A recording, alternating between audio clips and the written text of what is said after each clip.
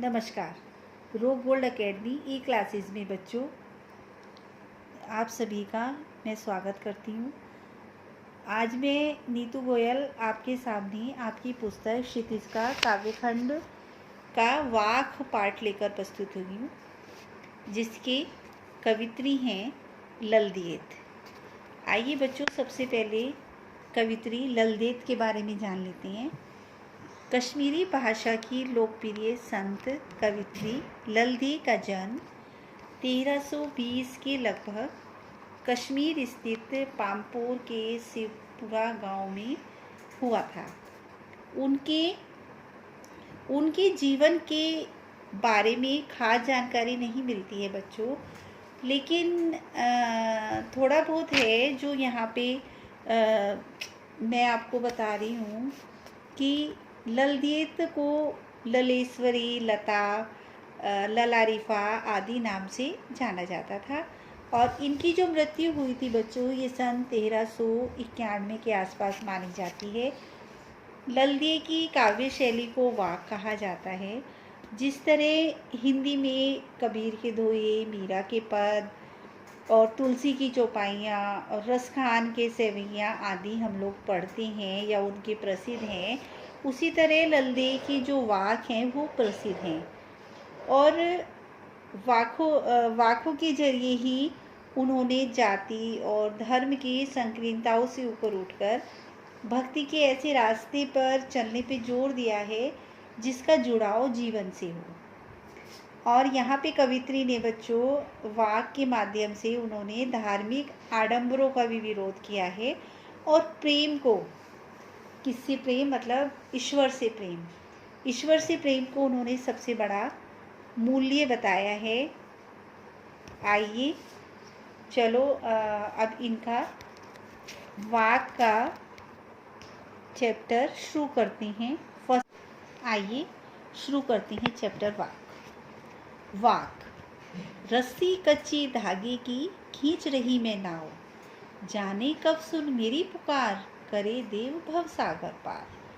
पानी टपके कच्चे सकोरे, व्यर्थ प्रयास हो रहे मेरे, जी में उठती रह रहे हूँ, घर जाने की चाह है घेरे। कवित्री ने बच्चों यहाँ पे ईश्वर प्राप्ति के प्रयासों के बारे में बताया है।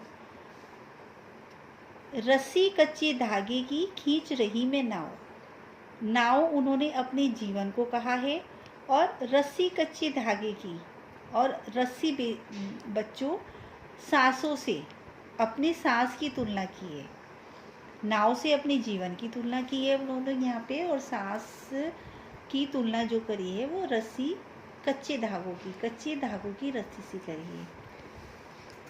कवित्री यहाँ पे कह रही है कि अपने जीवन की नैया को सांसों की कच्ची डोर से वो खींचे जा रही हैं।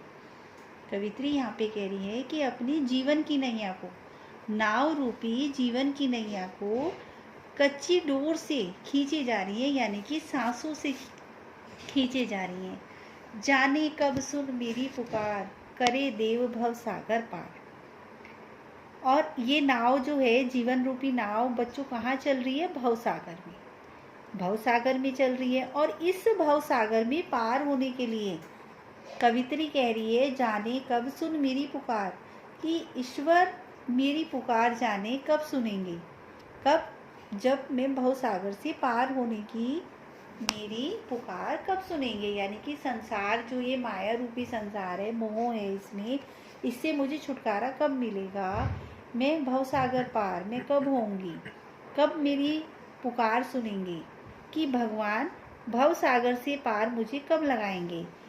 यहाँ पे उन्होंने एक एग्जाम्पल बताया है, पानी टपके कच्चे सकोरे, व्यर्थ प्रयास हो रहे मेरे, कि जैसे सकोरा बेटा बर्तन होती हैं और कच्चे मिट्टी के, कि जो मिट्टी का आपने देखा होगा, जो मिट्टी के बर्तन बनते हैं पहले वो कच्चे होते हैं, मिट्टी से बनेंगे और उन्हें आवे में पकाया जाता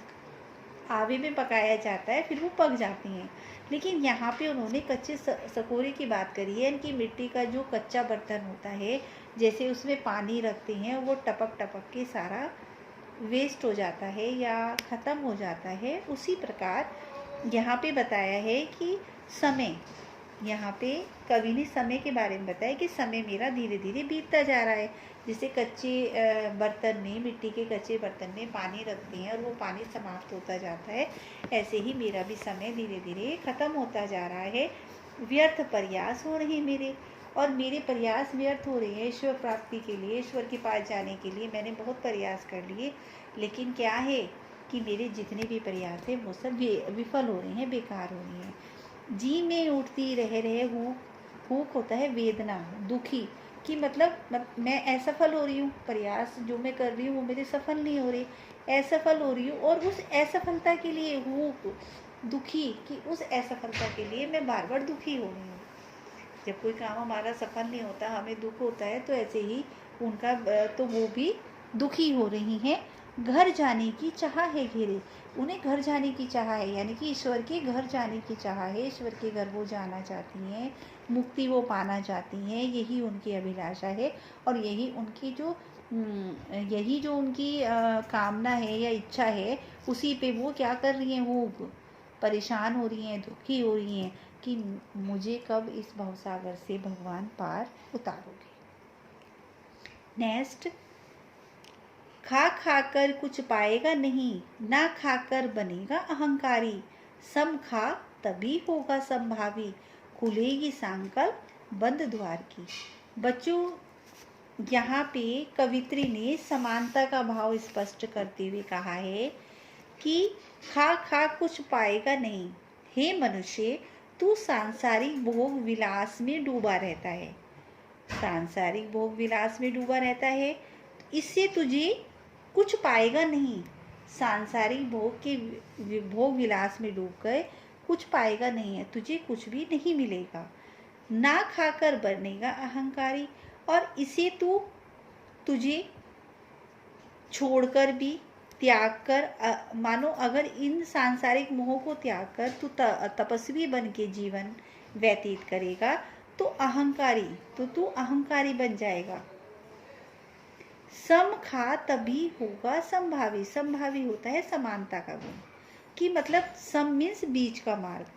तू हे मनुष्य तू बीच का मार्ग अपना, सुख दुख के मध्य का मार्ग अपनाकर, तभी क्या होगा, खुलेगी सांकल बंद द्वार की, कि तभी सांकल होती है, सांकल जो हम लगाते हैं किसी चीज़ को बंद करने के लिए लगाते हैं, कि वो सांकल खुल जाएगी।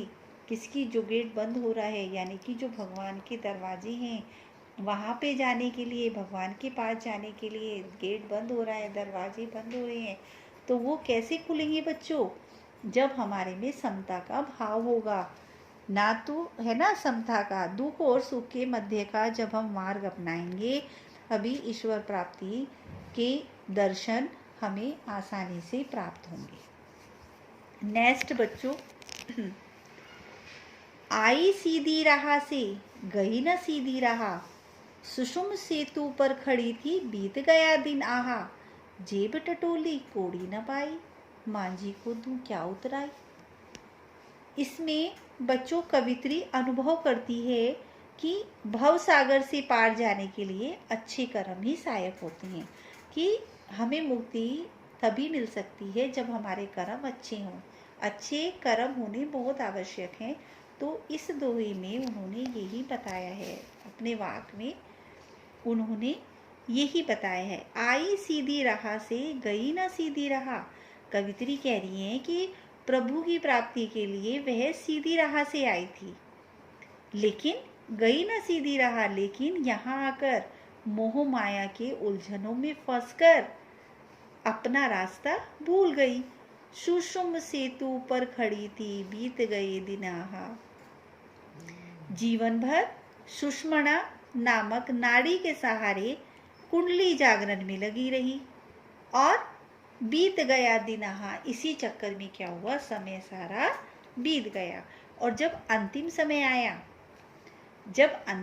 आया, जेब टटोली कोड़ी न पाई, जेब में खोजा तो उसे कुछ भी हासिल नहीं हुआ। यहाँ पे बच्चों पैसों से नहीं है, यहाँ पे कवित्री का संबंध पैसों से नहीं है कि जेब टटोली और एक भी पैसा नहीं मिला, नहीं, अपनी पूरी जिंदगी सोची पूरा कि मैंने पूरी जिंदगी क्या किया, अच्छे कर्म करे? नहीं। तो जेब टटोली यानी कि अपने अंदर आत्मा में झांका तो वहाँ पे अच्छे कर्म मुझे नहीं दिखाई दिए, कुछ भी नहीं दिखाई दिया। जेब टटोली कोड़ी न पाई। जब उसने अपने अंदर देखा तो उसे कुछ भी नहीं मिला। अब उसे चिंता सता रही है कि मांझी को दूं क्या उतराई। उसे चिंता सता रही है भव सागर से पार उतारने वाले प्रभु रूपी मांझी। मांझी पता है कौन होता है बच्चों? नाविक होता है, नाव को चलाने वाला, जो इस पार से उस पार लेके जाता है, मांझी नाविक। तो सोच रही है, यहाँ पे उसे चिंता सता रही है कि भव सागर से पार उतारने वाली प्रभु रूपी मांझी को उतराई के नाम पर क्या दूं। अर्थात जीवन में वो कभी भी कुछ ना कमा सकी। बच्चों अब है हमारा फोर्थ। थल थल में बसता है शिव ही, भेद न कर क्या हिंदू मुसलमान। ज्ञानी है तो स्वयं को जान, वही है साहिब से पहचान। यहाँ पे बच्चों कवित्री ने बताया है कि भेदभाव का विरोध करना चाहिए, और साथ साथ उन्होंने बताया कि जो ईश्वर है, जो भगवान है, वो हर जगह उपस्थित है। थल थल में बसता है ईश्वर, तो प्रभु की सर्वतः उपस्थिति के बारे में बताते हुए कवित्री कह रही है कि थल थल में बसता है शिव ही, कि हर जगह है ईश्वर। तो जल में, थल में, आकाश पाताल में हर जगह ही व्याप्त है, बसा हुआ है। भेद न कर क्या हिंदू मुसलमान, तो तू हे मनुष्य, तू हिंदू मुसलमान का त्याग कर। भेद, हिंदू मुसलमान मतलब त्याग से मतलब है भेद का त्याग कर, है ना। कि ये मत सोच, जाति पे ध्यान मत दे, वो हिंदू है, जात पात का त्याग कर और उसे अपना ले। ज्ञानी है तो स्वयं को जान, कि अगर तू बहुत बड़ा ज्ञानी है तो सबसे पहले अपने को पहचान, अपने अंदर झांक, है ना। आत्मज्ञान यानी कि अपने अंदर झांक और अपने आप को पहचान, वही है साहिब से पहचान। तो तेरे सारे काम आसान हो जाएंगे, यानी कि प्रभु, साहिब है प्रभु, कि प्रभु से तेरे दर्शन हो जाएंगे। अर्थात ईश्वर ही, तो यहाँ पे कवित्री कहना चाह रही है कि जो ईश्वर है ना, वो ही तो आत्मा के रूप में हम सब में निवास करते हैं। बच्चों आज आपका वाक चैप्टर समाप्त हुआ, और अगर आपको मेरी वीडियो पसंद आई हो तो इसे लाइक और सब्सक्राइब करें, बेल आइकन को प्रेस करना ना भूलें। धन्यवाद।